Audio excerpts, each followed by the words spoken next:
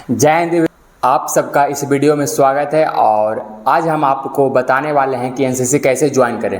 NCC join करने का क्या क्या बेनिफिट है आज आपको इस वीडियो में देखने के लिए मिलेगा, तो वीडियो को मिस मत कीजिएगा, पूरा एंड तक देखिएगा। तो चलिए वीडियो को हम स्टार्ट करते हैं। तो देखिए, एनसीसी ज्वाइन होता है सबसे पहले 9th क्लास में ज्वाइन होता है, जो 2 साल का होता है, 9th और 10th। अगर 2 साल में ए सर्टिफिकेट पूरा हो जाता है, उसके बाद अगर ए सर्टिफिकेट पूरा हो जाने के बाद फिर जब पास होते हैं, 10th पास आउट होते हैं, फिर अगर 11th में आप नाम लिखाते हैं तो 11th 12th बी सर्टिफिकेट होता है।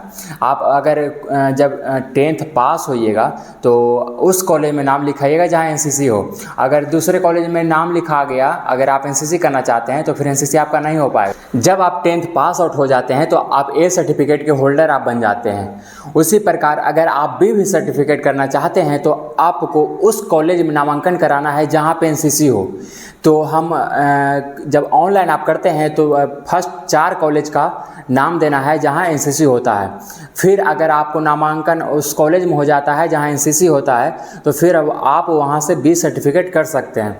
फिर से वहाँ पे प्रक्रिया चालू होती है। वहाँ पे पहले आपको पीआई स्टाफ आएंगे, वहाँ पे आपको सिलेक्शन करेंगे, रनिंग वगैरह होगा, फिजिकल वगैरह होगा, मेडिकल वगैरह होगा, फिर से होगा बी सर्टिफिकेट के लिए।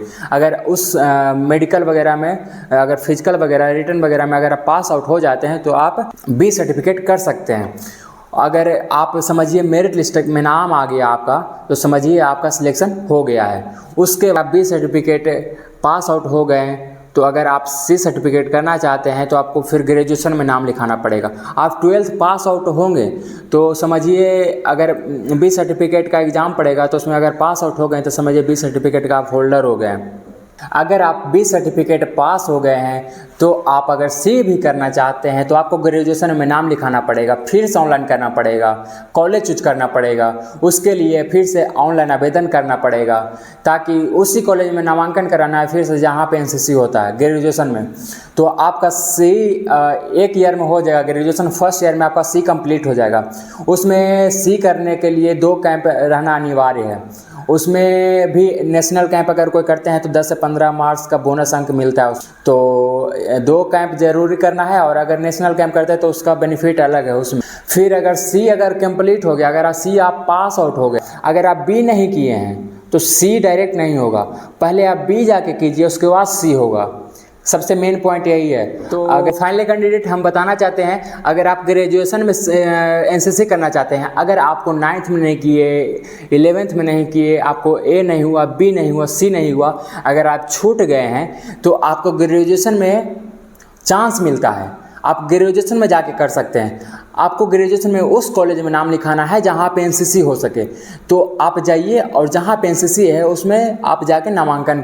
तो ग्रेजुएशन में आपको फर्स्ट ईयर में डायरेक्ट बी सर्टिफिकेट होता है, ठीक है। 1 साल में आपको बी सर्टिफिकेट कंप्लीट हो जाएगा।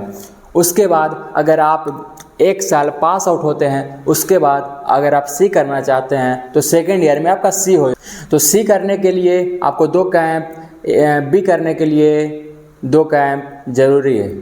और अगर आप नेशनल कैंप करते हैं तो आपके लिए बोनस मार्क 10 से 15 नंबर आपको ज़रूर मिले। अगर आपका एनसीसी हो चुका है, अगर आप बोनस मार्क पाना चाहते हैं डिफेंस में, तो आप जानना चाहते हैं तो सुनिए।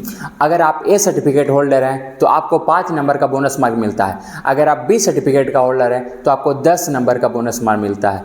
अगर आप सी सर्टिफिकेट का होल्डर हैं तो आपको 15 नंबर का बोनस मार्क मिलता है। अगर आप आरडीसी किए हो तो 20 मार्क्स का बहुत बड़ा बोनस मिलता है। नेवी, एयरफोर्स, आर्मी के अंदर आप ज्वाइन करना चाहते हैं, अगर आप चाहते हैं कि एनसीसी के थ्रू हमें कुछ बोनस मार्क, तो आपके पास एनसीसी सर्टिफिकेट रहना चाहिए। एनसीसी ए, बी, सी।